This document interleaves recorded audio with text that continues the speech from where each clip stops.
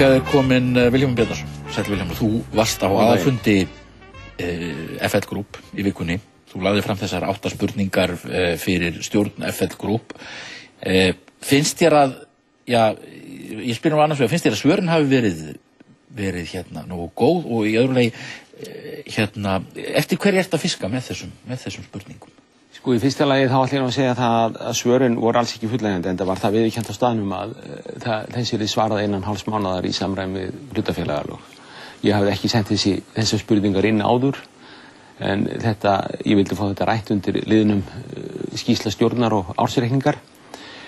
Það sem ég var að fiska eftir var að fá nákvæmlega frá stjórninni og fá það skýrt fram á fundinum, ekki bara inn á milli talna í skýrslunni, ársskýrslunni, til dæmis hver var kostnaður af ferðum forstjórans. Forstjórinn hafði lýst því yfir í viðtali að hann hefði ekki fengið neina dagpeninga, hann væri bara strípuð launum. Já. En það kom annað fram í skýrslunni og ég vildi bara fá það fram á fundinum. Öðrulega þá tíunda ég þarna í fyrstu spurningu 6 skráð félög erlend sem að félagi hafi keypt í og var búið að selja meginhlutann í að minnsta kosti 5 þeirra og kvartaði svolítið yfir aðgangsleysi í því 7. Og ég vil fá að vita hversu mikið tap var af þessum fjárfestingum.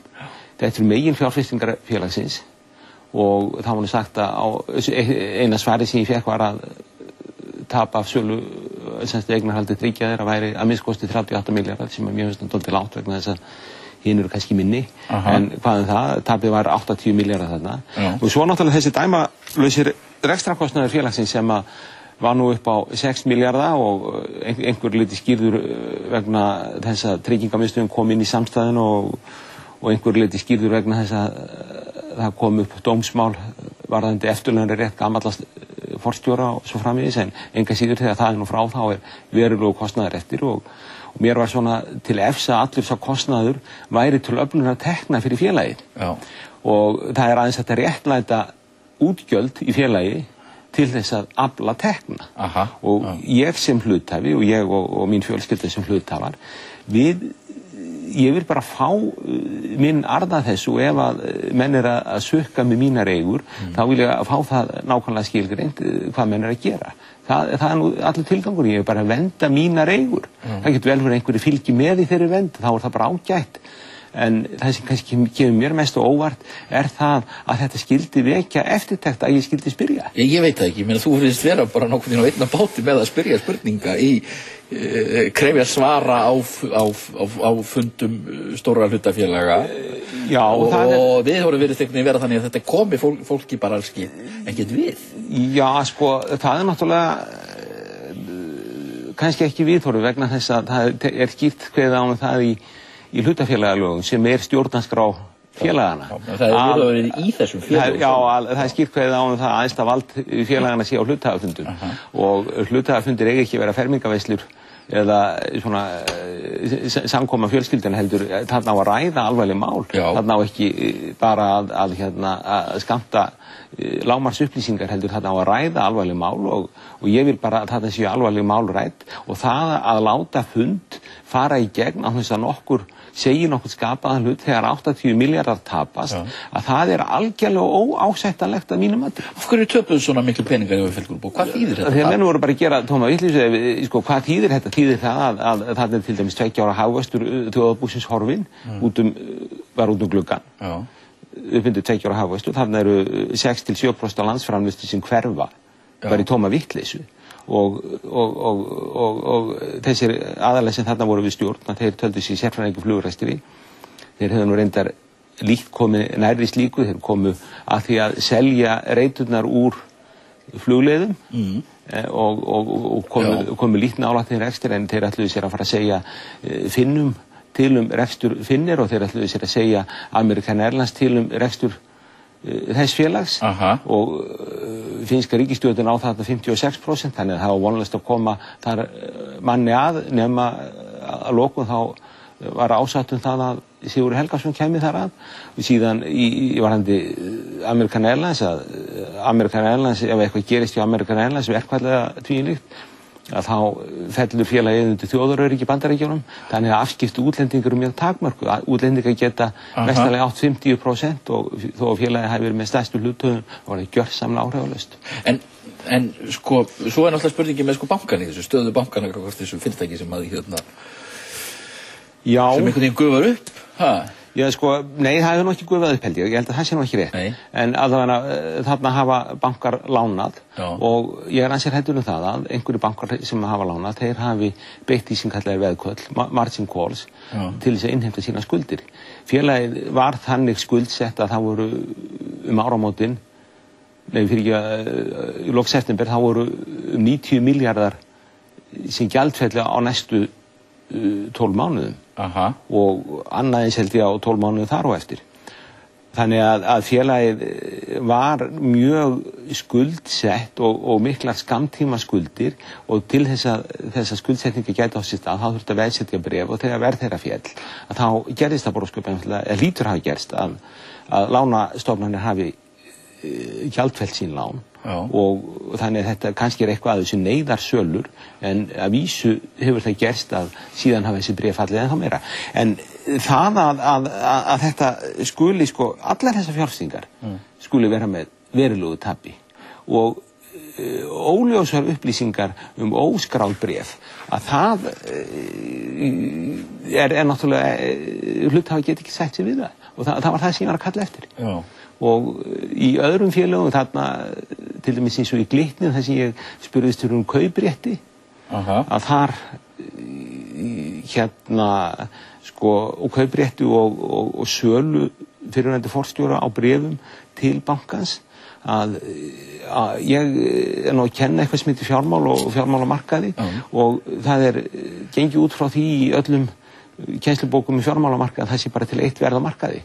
En það að einstakir menn geti keypt á lægra verði og selt á hærra verði heldur markaðurinn og svo kemur publið bara þar á milli og selur á einhver markaðsverði sem að enginn ræður við og engin samningar taka á.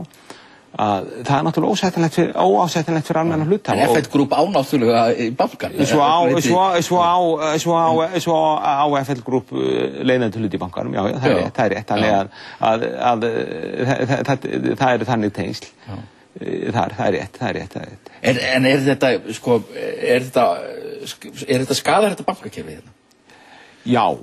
Ég held að þetta skaði alveg örugglega bankakerfið. Það kemur fram meðal annars í skýrslu Moody's núna fyrir helgi að svona samþætt útlán og tenginga á lánamarkaði, tenging á hlutabréfamarkaði skadar fjármálamarkaðinn. Það er alveg, það er bara tekið fram í þeirra matskýrslum og þannig að þarna kemur til kannski einhver, hvað var að segja, keðjubundnar ábyrgðir og sem ekki eru skilgreindar, það eru ekki skilgreindar í þessari skýrslu sem ég las. En þetta skadar örugglega lánakerfið. Auk þess sem að þetta hefur reyndar ekki komið fram beint í útlánatöpum hjá bönkunum. Það hafa ekki komið fram, enn sem komið fram veruleg útlánatöp í bönkunum frá 1990, en við skulum ekki gleyma því upp úr 1990 þá töpuðust það til 5% af útlánum bankana. Þannig að það gæti orðið. Það gæti orðið hér og 5% af útlánum bankana, það eru það bil 300 milljarðar. Ef það gerist, en við skulum vona það að það sé. Já, við skulum bara vona það besta. En ekki merkilegt að sjá leiðtoga þjóðarinnar fara í leiðangara til útlanda með forstjóra úr svona fyrirtækjum sem sennilega geta ekki fengið lán sjálf lán í útlöndum. Mér finnst það svona ákveðin komik í því vegna þess að forstjórarnir sem náttúrulega bara að koma þessu ástandi á að nokkru leyti að þeir eru þarna með svona fylgisveina með sér sem eru á 50 sinni lægra á kaupa heldur en þeir og þeir eiga að draga hálfuna forstjórnuna að landi og þetta finnst mér bara ákveðin komik og þetta náttúrulega það verður bara hver að horfa á þetta með sínum augum en ég horfa á þetta með komik. Mér finnst komist að sjá utanríkisráðherra og forsætisráðherra í fylgd með mönnum með allt upp í 750 milljóna króna árslaun. Já. og þeir kannski með milljón á mánuði eða 12-1400.000 eða hvað það er, skiptir ekki málinu, allavega það er skiptir mitt í hinni samhenginu. En breytir þetta einhverju, heldurðu? Ég veit það ekki, það virtist ekki breyta miklu í Danmörku, að það var lítið fjallað fundin þar, las ég, en allavega í Bandaríkjunum þar var Geir Haarde á einhvernig sjónvarpsstöðum þar sem hann lýsti efnahagsástandi á Íslandi og það er náttúrulega aldrei, sko, ég veit ekki hvort það breyti þar vegna þess að lánastofnanirnar sjálfar sem lána, að þær afla upplýsinga að lokum. Þær afla sjálfstæðar upplýsingar og þær taka ekki mark á... Það er ekki að hlusta á eitthvað ráðherra af Íslandi? Jú, þær hlusta á ráðherra af Íslandi vegna þess en bara í öðru samhengi að lánastofnanir heimsækja hér lánastofnanir og matsfyrirtækin heimsækja hér fjármálaeftirlit, Seðlabanka og svo framvegis. Þannig að upplýsingarnir er aflað með öðrum hætti, þannig að þessi auglýsingamennska, hún skilar ábyggilega ekki svona miklu nema kannski að henni var alltaf að höfða til fjölmiðla á viðkomandi stöðum.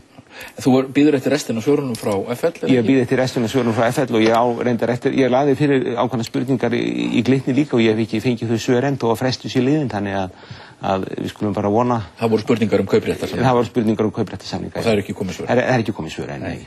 Þú ert svona hrói höttur eiginlega? Ég er ekki hrói höttur, alls ekki. Ég er ekki að færa frá ríkundi fátækra. Ég er bara að passa upp á sjálfa mig og það fylgir það einhverju með. Og mér finnst bara að þessi hlutabréf sem ég á, þessi fáu hlutabréf sem ég á, sem eiga að skila mér arði, að það er öðrum úthlutað af þeim arði. Ég á forkaupsrétt að bréfum. Það er sá forkaupsréttur er gefinn og síðan eru sumar stjórnir ekki að vinna fyrir laununum sínum. Nei.